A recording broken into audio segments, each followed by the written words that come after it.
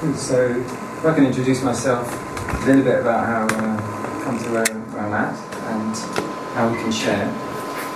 My name is Rakita, Venerable Rakkita, and I was raised in the UK. I come from a Catholic background, parents. My mum was more Methodist and my dad was more Catholic background. And they've sort of drifted away, and lately in their golden years they've got more back in sort of charity work and Meals on Wheels. And they're very keen and advocate what I'm doing as well. I just got a lot of Facebooks from my mum, so really pleased about what I'm doing.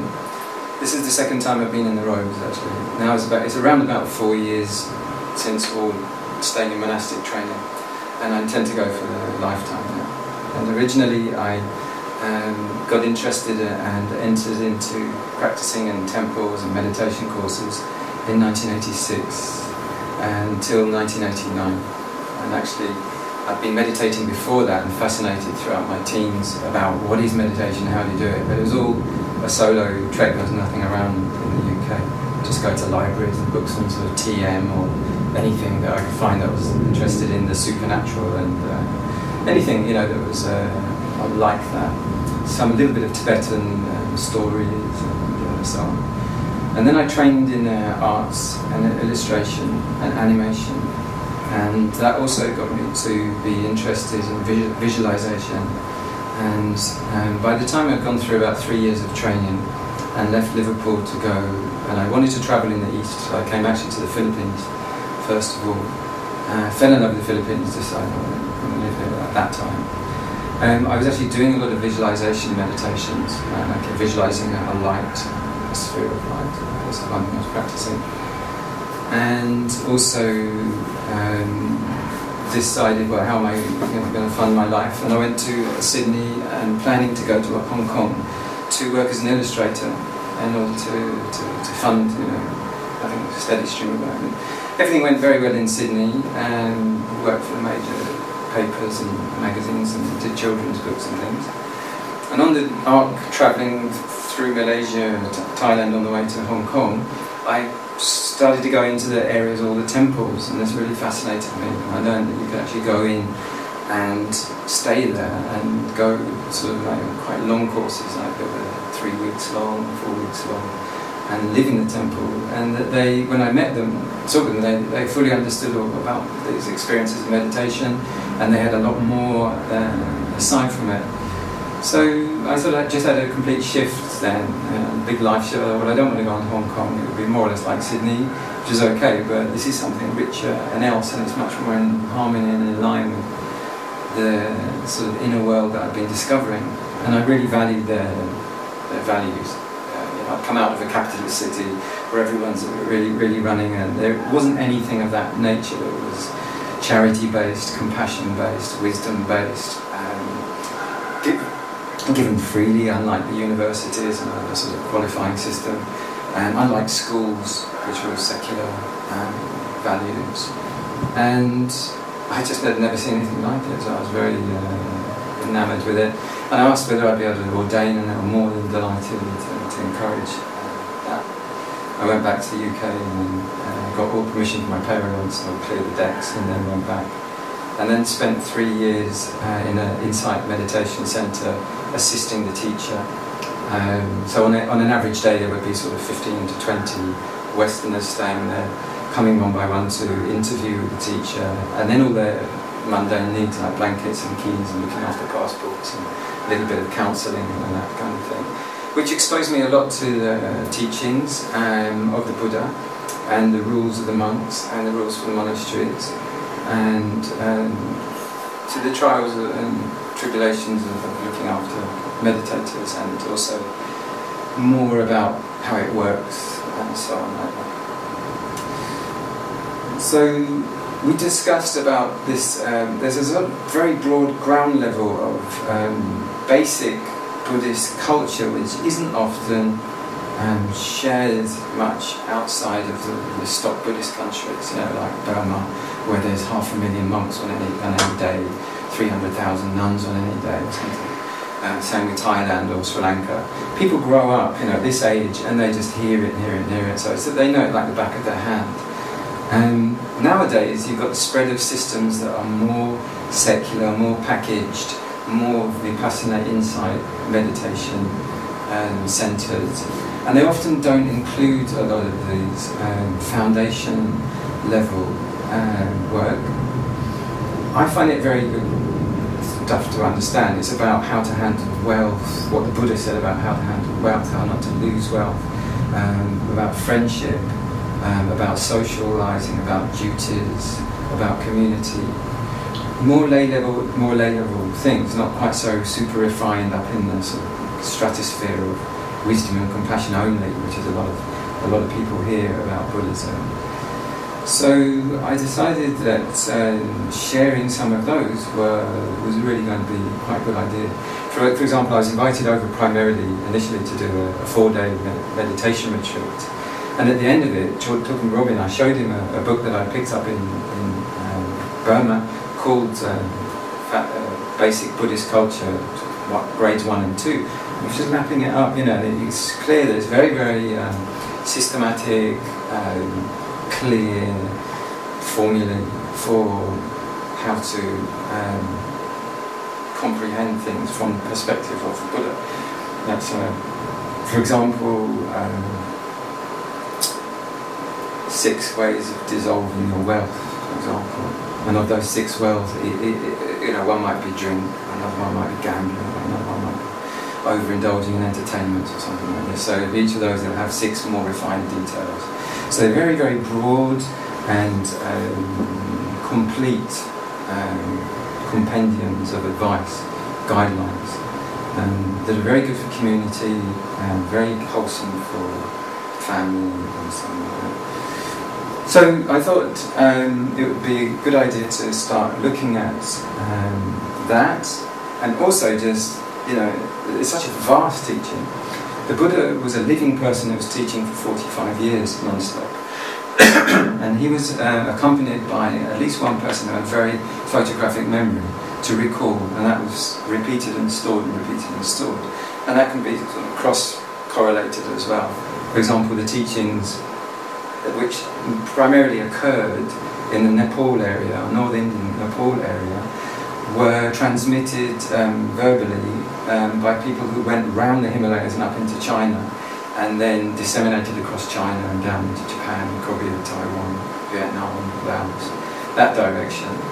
And those were stored and later recorded, and the recordings of those were compared with the versions that went down south, down through India, down through the sort of Tamil region of southern India, across to Sri Lanka, across to Indonesia, up through Malaysia. And so that's like a span of an enormous amount of time that they were separated. And then they put them back together again, one completely in Chinese, the other one translated then into Burmese or Bali. And they almost match almost perfectly. So they've been transmitted accurately. And a lot of the time that's done by having blocks of monks, 3 at a time, they come together and chant it verbally from memory. So any one of them faults on it and they'll stop and they'll go back and repeat. So that system of transmission has happened a very long time. And then it's been written down as well. And there's a palm leaf style of writing down these. A sutta is a short block story. Literally means a thread, and there are totally 84,000 of those. So they include things like stories, like verses, like episodic accounts, like rules, and how another one will be how that rule came to be, what happened to make that, what was the event that happened, and then the Buddha made a rule. And 45 years of events through each one of those years. So it's difficult to know where to begin, when you face and it's easy to get put off, or it's easy to sort of like start on entering, trying to take a bit of an interest in it and go into it the right way. You might get put off. You might go into a monastery and walk out like, it might be the wrong place at the wrong time. It might be the wrong language, the wrong food. It might be the wrong book that you pick up, or overdo it. Try to take on too much of the wrong stuff. And it's too heavy. So what I thought I'd do was to give some sort of maps and give an overall introduction, in order to just sort of introduce the teachings, which are enormously rich, enormously beneficial, and very worthy to be sort of like explored and discovered. So it's a little bit of trial and error. It hasn't been done before. There hasn't been much Buddhism in the Philippines. Haven't been many Buddhist monks. I've been going out with an alms bowl every morning. This has been like completely sort of new thing. I don't think it's been done. Don't think it's been done, certainly not in recent times. And it's an exciting time, therefore. So it's a privilege and a bit of responsibility to sort of make sure that we sort of discuss it and open people to see and having a look at it and see what they think. But it's a two-way thing as much. So this is much a discussion, and much as I can, I try to make things approachable. So this is I whiteboarded some thoughts about how to begin to explore what's going on. So these sort of questions about how to explore the teaching is quite difficult. Just exploring through visiting a teacher, through listening to a friend, through Facebook, through the internet, it's quite difficult. And there are some very key tools that are good to use. For example, tools that enable you personally to explore what the Buddha said, rather than take it through any other teacher. A Tibetan monk might say different from a Thai monk or a Burmese monk or Sri Lankan monk, so that you can personally do that. And this is a unique thing to our time. There are tools that you can do that quite readily. So exploring what it is. So I want to show possibilities for doing that, and then the things that can be discovered and things that so far I've discovered. Then how to integrate that into daily life, into regular world, into the interests and challenges that you're personally facing, and how to sort of make it have roots, so that hopefully in the future, for future generations, they've got the option. You've got a culture here that's been sort of heavily dominated by the Spanish religion and the Italian Christian religion, and so on. And it would be good now, hopefully, in an era where there's more freedom and less oppression of fear, and fear of punishment, be it from on high or from political or so on, that people can have an open book where they can sort of make their own minds up. That's it. It's not a doctrine of sort of faith and belief and so on. It's something to be listened to and considered, and it's primarily about the development of wisdom in order to relieve suffering. So it's not a doctrine of salvation or belief or pure faith, just only on blind or pure faith. So it's something to be tested and known individually by oneself. So there are different ways to look at it. When I was initially discussing with Robin, he brought up the phenomenon of chronology, for example, of timelines. So there are different parts of this. The life, Gautama is the name of the family name of the person who became enlightened when they were 28 or something. After which they were called Buddha, which is a title of someone who's fully awakened. So previous to that, it was tended to be called either Gautama, or there's another word which means a being that's working towards awakening. But they're very well on the way, and that's called a bodhisattva. Bodhi means awakening, and sattva is a word in the ancient Pali language for a being, any being. So, the historical Buddha, we have the life of the Buddha, which is this 45 years teaching career. And the life of Gautama tends to be from birth up until the age of actually going out and surrendering, giving up the worldly life, and so on. Very wealthy family, nobles. Whether they're actually royalty is a bit disputed, but his father was certainly very, very highly placed as a warrior in a warrior caste. Could have been a king, so he's often referred to as a prince. how he grew up, his temperament, records of how he played with his relatives, his cousin, many things, many details. So I want to introduce also one particular book that handles this really well, which is called The Chronicles of the Buddhas, which I'll come to. There's not just one Buddha. They previously, down through periods of time, you get beings that come into the world and teach, and then gradually that teaching will decay through misinterpretation, through laziness, through wars, through corruption, through corrupt monks and nuns, through umpteen things. And then it dissolves down into superstition and chanting, and nobody really understands what they're really doing, and no one's actually getting particularly enlightened from it. It's just decayed down into any form of ritual. People are just bringing animals in for offering to the monks for the kitchen, and they're getting slaughtered and blah blah blah blah blah. Superstition rules, and then the teaching is sort of like gone. And then another Buddha will look for the teaching, discover it. A Buddha is a Buddha because they specifically they're different to their pupils who also get enlightened. That for them it's like someone trying to discover mathematics at a time when there wasn't anything like that. So then they discover zero, and then discover numbers, and then discover multiplication and division and so on. And from then, but they were the first person who started it, and then they pass it on. So it's much easier to have something passed on, like the internet. Oh great, well the internet, now how do I use it? But we didn't have to think it up, we didn't have to invent it. Well, the Buddha was the inventor and the thinker upper of this era. So previous Buddhas had done that.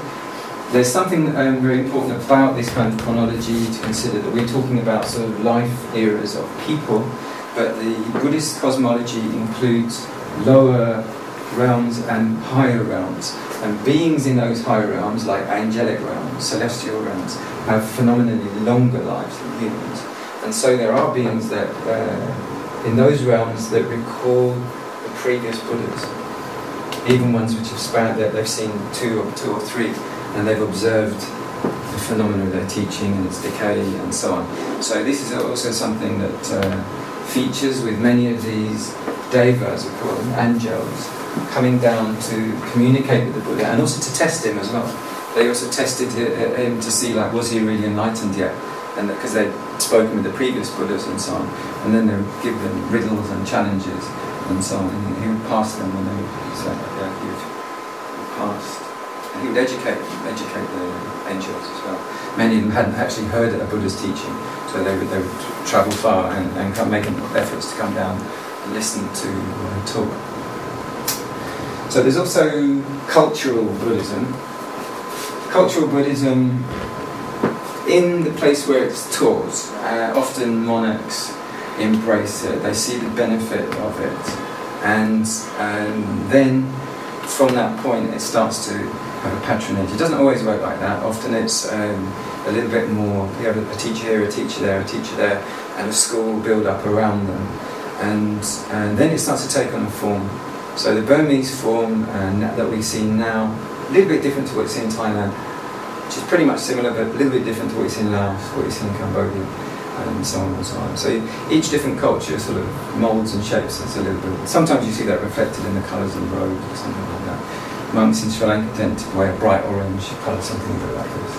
And Burma like this, Thailand a bit like this colour. So a little bit about that. You'll see. But primarily they're referring to the same original teachings, and these are housed in a book called the Pitaka. And T means three, Pitaka are baskets, and this is a long block of books, volumes, about 11 times longer than the Bible for references. But it's not as a comparison, it's just to give you an idea of the size of it. This is an important thing, is there's the teaching that refers to inner life. So when you go onto a meditation course, primarily it's only about that, as you get to learn about the techniques for concentrating on breathing, about the factors of the mind which will help balance and so on. And it's about your inner world, and how to navigate what we've got inside. to get to a state of peace, tranquility, and wisdom, and encourage and develop how to maintain a balance, how to abandon unwholesomeness and prevent it arising, and then how to cultivate the wholesome and how to maintain the wholesome that gets developed. So this is called the 4 right efforts. Abandonment of hate, anger, aversions, and then the abandoning of greed, and when greed dominates the mind, spoils the character. And then egoism, conceit, and pride, and it's their relatives like jealousy, envy, and so on, unwholesome characteristics, laziness, and things that spoil the character. So that's about the inner side of the practice, and then the outer side is more on these factors, like the geographical Buddhism, historical Buddhism, and the cultural manifestations, and the reason for the cultural manifestations, like what they do, what it gives to that culture, what it upholds, what it supports, what it prevents, and so on. So the outer and the inner teachings. And the inner teachings are very multifaceted, multi-complex, multi-layered, deep teachings that are always also, they're not based on speculation, and they don't address some of the questions that other spiritual teachings address. There are many of those big questions. When they came, the Buddha said that's a question to be put aside. And they said, you don't know? He said, not that I don't know, it's not the question we're addressing. The origin of the universe, there's 10 of these questions, for example. I won't go into anything too deeply at the moment. I want to give you an overall view. So the inner teachings, the complexity of the inner working of the psychophysical system, and its cause and effect relationships that lead towards and away from suffering. Outer, more, not only the life of the current Buddha and the historical events that happen all around, including the kings and monarchs, the rulers and the governors and the societies and the individuals and the lakes and the rivers and the cities and everything that sort of happened all around before and after the Enlightenment. And geographically, all the different cultures that cover.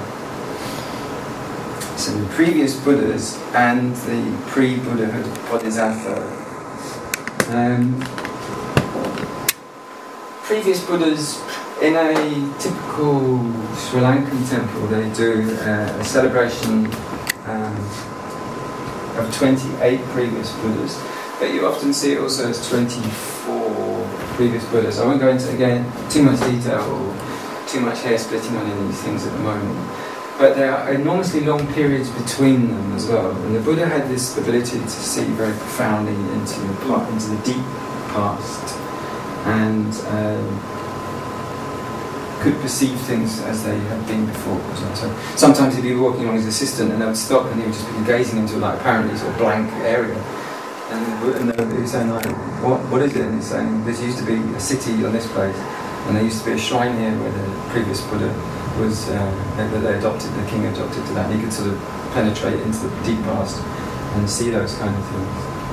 And during the 24th previous Buddha, 24 backwards? Yeah, backwards. Just before backwards. Right. A road worker came to that Buddha and gave him such an honour when he heard that he was coming along, and that Buddha penetrated into his future and his potential, and he said, "You will become a Buddha." So that was the beginning of the current Buddha's development, where he made his aspirations to perfect things, and he did them systematically. He then gave up what he was doing and started deliberately, just went off. He said, "I'm going to deliberately perfect giving at that point." So it's just the function and the act of giving, giving life, or giving limbs, or giving food, or giving medicine, or giving buildings, or giving education. All the different things he explored about this phenomenon of perfection and its flaws. So, you know, can you actually reach total perfection through giving? That was his kind of primary. And then the developing of that perfection, which is called dana, which is like offering, led to the second one, for example. So the development of these, he then worked on 10 of these perfections one by one, to one is path. As this is a bodhisattva, when they're working and they're cultivating the developments. And it's said that when the Buddha came to his enlightenment night, he was able to summon up from the earth, the physical earth, had stored this all these perfections. And when he was like heavily and powerfully tested, he was able to summon up all these perfections that he had done before. How was he tested? Mara is a name for evil forces. Okay. So there can be personification in one aspect of it. It's allegorical, which is the power of jealousy, or the power of weakness, or the power of temptation, or the power of basically, it's temptations on this. It's like that, and you know, it's trick. It was a trick to make him give up, you know, and slip away and basically abandon the effort, like that. So when that happened, the Buddha just said, like, I summon the earth as my witness. So all these previous events and all these previous merits came up and dispelled this hallucination of temptation, tempting forces. They call them the 10 daughters. Sorry, 10 daughters. No, sorry, the 3 daughters, and there's 10 different forms that it took on. But like one of them is like lust, one is like passion, one is raga, where they just come up and they just tempt the Buddha to give up. He was trying to completely defeat the sort of internal forces of lust, of hate, anger, of all apathy, doubt, restlessness, jealousy, ego, conceit. So basically these maras are the other extreme of the virtues, the 10 virtues that we were talking about. Yeah. For example, if one of them is patience, and then like the mara will be some force of intolerance, or For example, like dana. Did you say viratus? Perfections. Oh, virtues. Virtues. That's right. Yeah. Yes, exactly. Yeah. So they're not directly 10 opposites. No.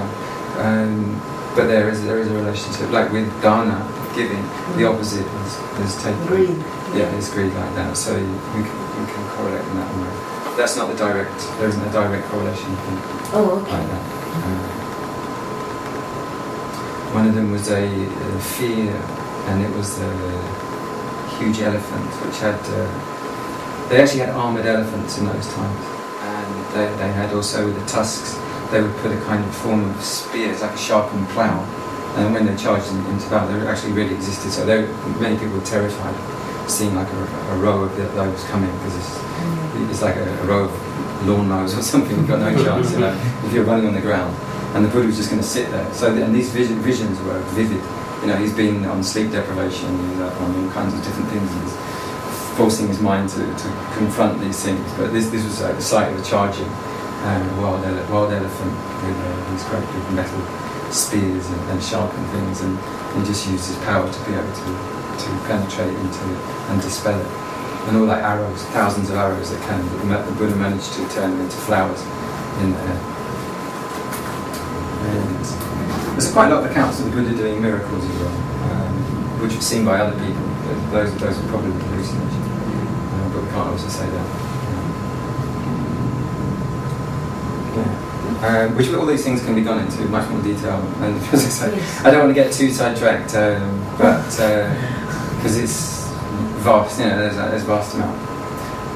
But so, like one of these things, like the previous Buddha's stories, the Chronicles of the Buddhas, is one of the books that I would like to suggest, but with enough interest and enough diligent people to go through and just go through and map it out, and you can start to see, because that goes chronologically through the first through the 45 years and just says what happened every different summer, for example, where he stayed, what happened, you know. So that's really worthwhile, just at least once, to go through the whole thing. The book itself, that's called the Buddha Vangsa. Vangsa is a chronicle. It's actually quite recent. Just to give you a bit of a background about that book. The author of it, his name is Mingun Sayadaw. Sayadaw is the name of a master, high master, and Mingun is a district of Burma. And that monk had a photographic memory. He's in the Guinness Book of Records, because so that Tipitaka is 11 times longer than the Bible, and he had that as a complete memory, so he was able to recall it perfectly. And the Guinness Book of Records people would like come and test, and they would read sort of 5 words of any one sentence, so like, okay, continue, and he would just continue in the next 10 lines perfectly, and they tested him over and over again throughout the whole thing. I just met a monk who does this. That one, Mingun side, was passed away, and they say also that he was reborn from an angelic realm, because in the 50s in Burma there was a big council meeting. It's only the 6th one since the time of Buddha, where they called together the enlightened monks and they checked the teaching is on track, and they used that by also this same method of at least one. It depends. In an era there might be only one who can recite 2 of the books and another one who can recite the other one, and they will sit there and they will, for over like I don't know how many days, and they do it for many like a month, 3 weeks or something. They just keep pummeling them with these questions to cross-check and make sure that it's all matches up. So he did it all on his own. They didn't need 2 in this case. So he was just one sat there, and they just like cross-riddled him from all the teachings and make sure they're all added up, and it all did. He was then asked by the Prime Minister to create, like what Robin asked, can you do a chronological one for us? Because that would be good for us to just be able in one book or say 2 volumes to be able to read the actual life story that's kind of compressed enough. It's too huge, and there wasn't anything like that. And so he did it. So also using his phenomenal sort of ability to remember all the different teachings, he also compiled it. And it's really good because he would sort of talk about something that happened in one of the summers or something, and he would also be able to sort of bring bits from other bits of the book to sort of clarify or compare or explain or illustrate it better. So it's a very good book, very rich in both mythology and history and stories, and all the while it keeps the structure, which is one of the things I want to show you, the structure of that book. Can we buy that book somewhere? It's free. I've got it. It was all the books, Dhamma books, proper Dhamma books, are always given for free. They're never sold. Where can we get them? I've got it on here. Just give me a thumb drive anytime. And, I always carry a flash drive, but now I know. We can make it available, and I'll find a way. If you come back next week, you can Next week, More reasons to come back. It's just one of them. Like I say, I want to show you compendiums that you could then go away on a holiday and just like browse and read and do it all on your own, if necessary, just to sort of like go through. There's a lot. Some of those books like that, they're like 2 volumes and one something like that. Yeah, I have all these books. Theravada Rakkita and it's like this.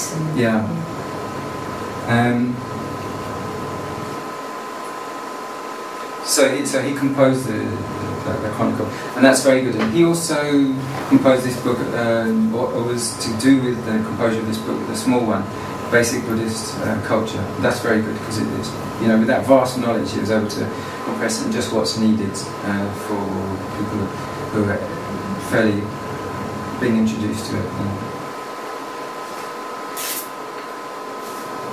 So there's different parts of the history.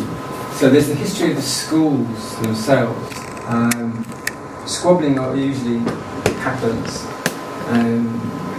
with anything, but it happens within 100 or 200 years of the Buddha dying, where people started to sort of mix or invent their own preferred version of events, and then the old masters would come up and go listen to the way they were teaching and just say that's not accurate, and then they'll get squabbles and splits and divisions, and they would get recalls and these big council meetings where they would formally argue, to clarify what had actually happened.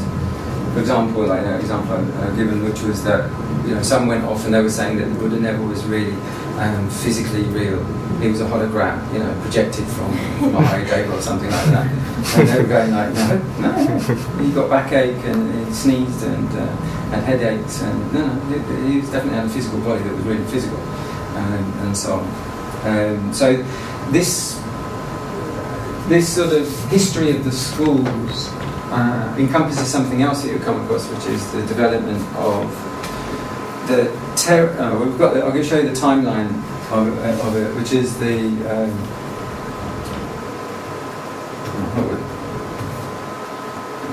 this one, which is the early Sangha. This is like 450 BCE, before Krishna.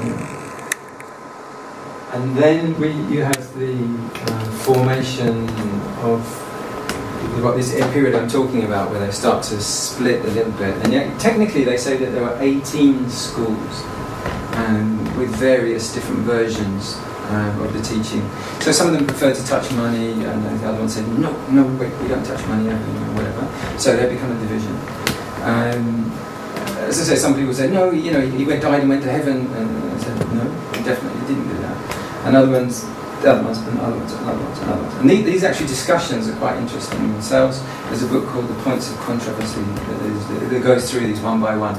And it looks like a tree where you get the Theravada school, which is this one I'm a member of. It gets really founded. It was a little bit less formalised in the early days, and then it gets formalised. And then you do get these other ones that branch off. And some of those start to re-establish themselves hundreds CE, the Mahayana. Mahayana also because it took time to go around the Himalayas and get established and start formulating. China, the area of Chan moves over, it becomes Zen in Japan. You get it coming down into Korea, Taiwan.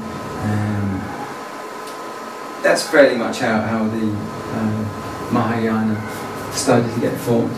And then 700 years ago, sorry, not 700, this is 700 years ago, 500 CE, Vajrayana. The Vajra is a diamond, Yana is a vehicle. So Mahayana also prefer to take on a view that is not quite so, I'm going to go off and get enlightened by myself.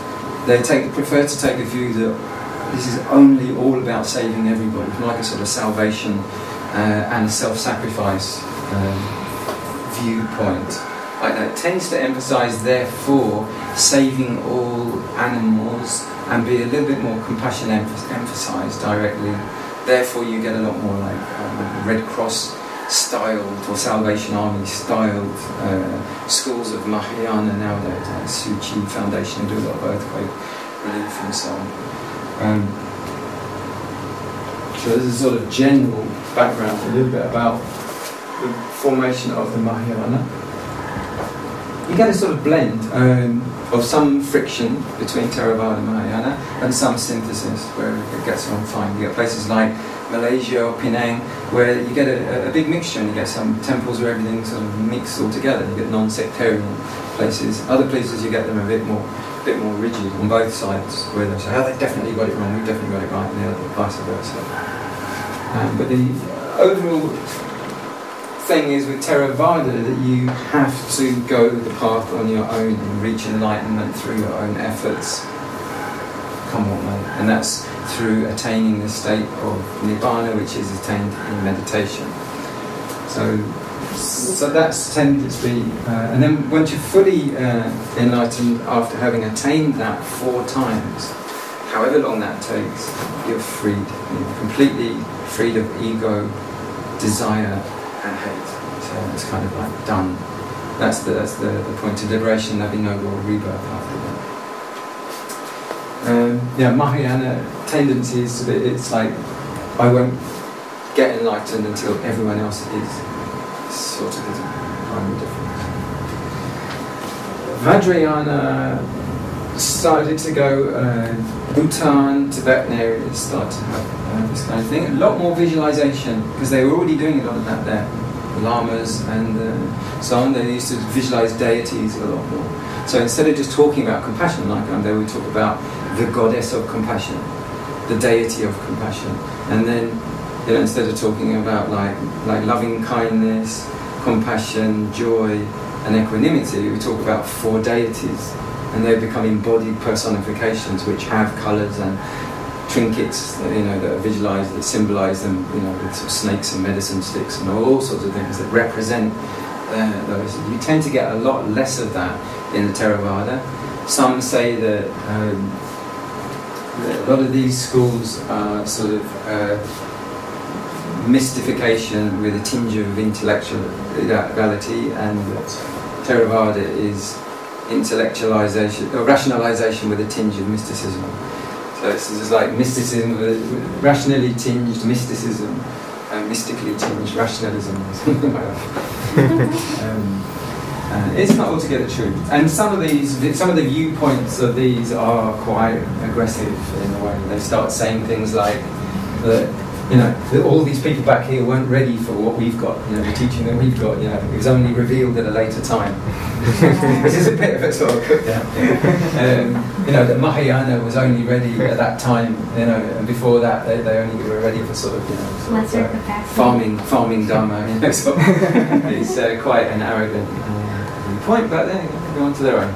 And then we got Tibetan Buddhism arriving about then as well, although it's sort of stems from a similar root. There's sort of several Vajrayana schools, several Tibetan Buddhist schools. So not that old. A lot of people tend to think that Tibetan was the first one. It's not the case, because it just wasn't wanted by the rulers. They come in as sort of warrior warlords and feudal systems with their great big lama systems and all that sort of stuff. And then they come along and they go, "What have you got? We've got like rising, falling, sort of meditate, go with the bowl, and go, they couldn't see much benefit." And then afterwards, someone goes and they manage to, defeat some magician in a philosophical debate. Like that. And then they start to see like more advantages or counterpoints to what was going on. At some point, the ruling monarch or the ruling sort of authorities give it the thumbs up, and it goes, or you get some very charismatic teacher. Yeah. So there's also Silk Road Buddhism, which is this travelling of the teachings going round. The teachings going round the Himalayas. So Silk Road, and the Silk Road links China and Iran and down into the Middle East as well. And Buddhism went that way as well. And it ends up, you get Bodhi trees in the Palestine area, and you get Greek kings being interested in Buddhism and going and meet, there's a Bactrian king, Melinda, and he goes and they go and meet with Arahant monks, and they quiz them and they question them.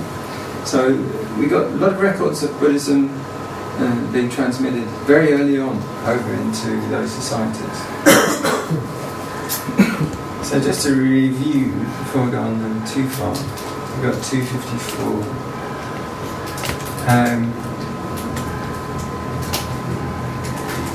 So about what it means to explore. So one thing is exploring this sort of timeline and the cultures, and then what it means. And then there's exploring the actual inner teachings and actually what, it's not, when I say inner, it's not like hidden or sort of like some sort of esoteric thing. But I don't mean that, I just mean like literally our own body-mind link. That's what I mean by that. And then discovering things about both, and then how to integrate that in daily life and into whatever your life sort of situation makes you curious, and what benefits you can get from that, and how to hopefully get it sort of settled into the roots so it gets nicely established. It's not even clear yet whether there wasn't Buddhism here before.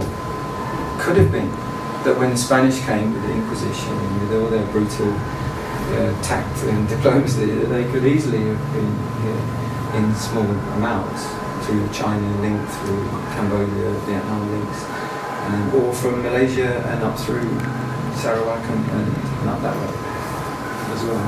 So it would be good to see whether you can share some of the benefits of the teachings for the youth, for the community as well. at least given the option.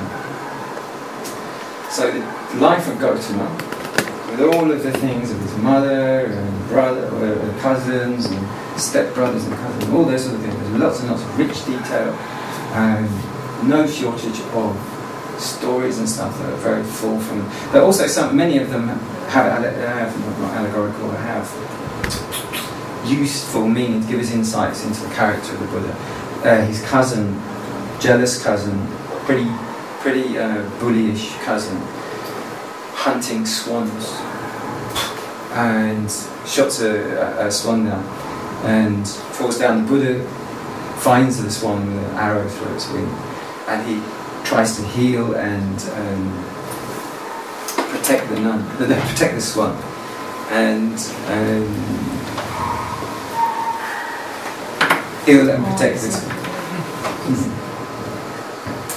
So that whole story, for example, and how that they both go to a council, and the council decides that the Buddha is in the right, but the other one says it's mine because I shot it, and he's only on the side of hunting and killing, you know. So where it starts to show the character of the Buddha in youth and growing up, and his qualities starting to emerge. Even though, as I say, he also was skilled in wrestling and archery and all those. He was able to sort of demonstrate all those things as well. That he had those sides, but he was putting them aside. Yeah. A lot about his father's relationship to him. There's a lot about where he was raised up in a place kind of like this sort of gated community where he was sort of very, very sheltered and not exposed to any of the poverty and loss and grief and distress and torment of much of the world. But his father was determined that he wasn't going to see that. He had a prediction from an astrologer that he was either going to be a ruling monarch, which his father was great, that's exactly what I want, you know, like, yes, son, we're going to rule the world and our family is going to be the dominant ruling family. Or he's going to be a high sage, you know, he's going to be this prophetic guru. You know, no, I don't want to hear that. No, chariots, you know, he's going to be the sort of George Bush Jr., you know, whatever. So, tons of stories and all about that. And then, that's even when he's only 28, so there's another 45 years of this, which is microscopically recorded. And much of it are teaching lessons. They're not made up. They're teaching stories that show what was really happening. And he really had a lot of adventures, again with the cousin, trying to always take away his success. Trying to kill him a lot of the time. His cousin was always trying to do things like drop rocks on him, like get wild animals drunk and set them on him, and all of which the Buddha managed to handle without getting hurt. Yeah. Not killing everybody else, right? So yeah, when we're looking at history, because in history you can also miss the point because it's an inner teaching about you and your own inner world. When we get on to these history of the schools, you can do that for 10 years and you would never meditate. You would just go on and on about the Sautranticas and the Vajrayanas and all the differences and everything. And that's only in those days, you know, never mind what's going on today and all the ins and outs and the politics and the Sri Lankans and and you name it, you know.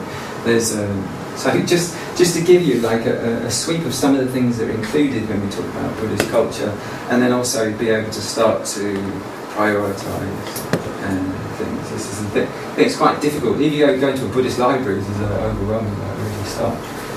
So there's the spread of the schools by geography.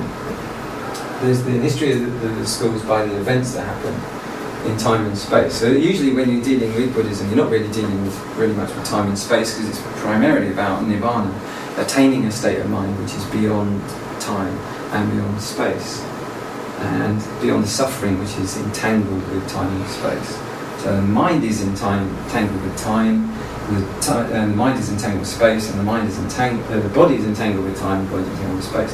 So it's about unentangling from those things.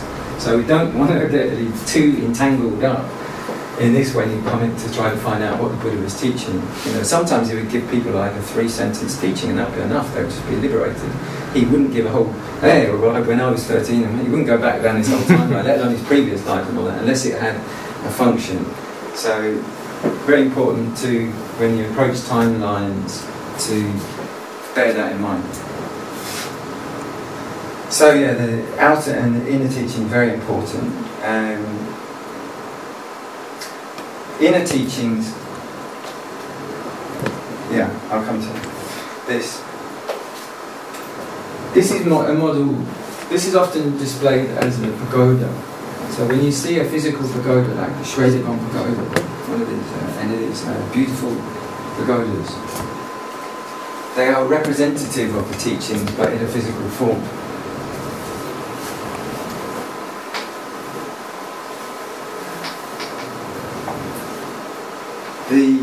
I've done this, which I think is one of the most sort of simplified ways to view a symbol of the teachings, which is that if we put in the centre that you have wholesome, this represents wholesome lay life, integrated family life, harmonious society, good friendship, so a loving, happy, contented, healthy main life, not a monastic or retreat existence or life. That area represents that, and from there people fall away into unwholesome, dysfunctional their life. Red light district life, gambling, drinking, drugs, crime, so on, this kind of things. Antisocial behaviour, and also towards mental ill health. On the hatred side, on the ego and views side, getting entangled in wrong views, and getting entangled in addictions, craving, and everything where that spirals. And that there's no bottom to that, therefore, because I only listed sort of 9 or 10 things there, but on any of those they can get refeeding. Stealing cocaine to feed your porn addiction, and so you can gamble online to on and on and on. And then killing for some reason out of revenge because you have lost your control and on. No end to how low and how troublesome that could fall. So primarily one of the things in relation to that, the Buddha's teaching was to prevent people falling into that through wrong livelihood, like trading in armaments or drugs, or people like slavery, or livestock, or toxic poisons, like chemical weapons, that kind of thing. For example, many resultant things are almost irreversible if they're not. They are actually non-reversible. Like if we've talked to someone who's had a marriage love affair, it's like the stain that they find almost impossible to reverse. So a lot of the things are setting up a moral code of conduct to shield people against making mistakes, be they very young, be they in their early 20s or late teens and so on, and don't mess it all up from the word go. So giving people a guideline and giving people structured teaching that's easy to refer to prevent this loss of wealth and loss of health and loss of opportunity. Dana, this is the giving side, charitable giving in terms of material and non-material, and then there are many subcategories that are gone into, including in the Buddha Chronicles, because it goes into each of the perfections in deep, complex detail, numerical detail, and pretty much covers the whole, all the questions you need to know about giving, be it dana. So dana is the first basis, and once that level is established, people can then build on. If that level isn't built, then, because this is primarily like an opening of the heart, Buddha would always talk about dana whenever he gave a talk, when there would be a group of people there. Dana would be the first thing, encouragement of that. Because once people's heart is in a state of, if they can't get to a point of charity to go beyond their own needs, the needs of someone else, then there's no point in talking about the rest of it. So dana, and it's also not giving only to me and mine. It's giving beyond that boundary and the perfection of that. So this level needs to be stable and established. Morality which again is non-hatred because it's refraining from any kind of killing.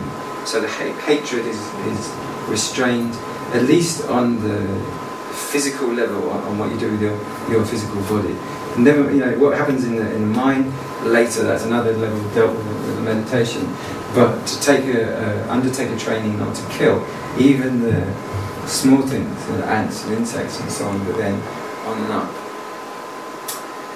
So the morality levels are numerically taken. This is called a gradated teaching, like an ocean shelving. That people go and they're going to the extent that they feel they're comfortable, they can do. So they undertake 5 precepts of not to kill and not to steal, which is dana, is the opposite of that. And then not to use perverted sexual pleasure, so that's using sadistic or rape or paedophilia or adultery in a married relationship. And then there are quite a lot of perversions, aren't there? Zoo, whatever it's called. Sex in the zoo. And then speech. So those 3 are activities of the body. So it's very interesting. Next is the speech, and that has 4 primary types. One is deliberate misinformation. So there's lying, but it's knowingly, deliberately misinforming. And the second is slander, false accusation, and gossip about a person, maliciously intended. And the third one is just coarse or harsh or vulgar speech, rude speech, offensively harsh. And the fourth one is nonsense talking, just rambling, not nonsense, or just gobbledygook for amusement and for frivolously wasting the time for no benefit, just empty talk. And then drugs and alcohol, which lead to loss of wealth, loss of mental health, loss of memory, loss of loss of reputation, pictures on Facebook. So morality needs to be something. The 5 are the basic. When for someone to say like, yeah, I'm practicing Buddhism, I'm actually following, and I'm expecting to get results out of it, I'm investigating this. People need to minimum level be doing that, and combined with dana. So those are so once that's stable, and that can also be increased to 8 precepts when people go and stay in a meditation center, including restraining on the amount of eating, and then including not beautifying the body, so just restraining on what the body's used for, so in terms of jewelry and perfume and that sort of thing. And then watching out for idleness, so there's big scrumpy duvet sleeping pants and stuff, high comfortable luxury beds and all sorts of things, so that you get more, not addicted to sleep. So not being addicted to food, not being addicted to so much the entertainment, the whole red light, whole dancing world and all that sort of thing, and not also being addicted to sleep, where you can sleep like endlessly and you're able to overpower. I have a question. When, for example, when you were talking about like not getting addicted to food or to sleep or the alcohol or the drugs, do you mean that in an extreme case, or like, for example, if I really want to follow the Buddhist path, then that means I can never drink a glass of wine again, or like what really? That's the effort. Yeah. That's a minimum effort, but it's something you undertake by yourself. You undertake it also with the understanding that the benefits that you get from it are according to what you put into it. So it's not like some lightning bolts can come down out of the sky and punish you. It's just that you undertake it. Yeah, you go to someone you're training with, and you say, I undertake to say that precept like that. Okay. Just be with someone now who's at the retreat, and we did the 5 precepts at the end of it. She's saying like. So yesterday on the way home, I bumped into a guy's bumper and said, I had a glass of wine before we went back, and I was really tired as well, and it probably would have contributed to it. So it's just sort of, it leads to mindfulness, it leads to less mindfulness. Yeah.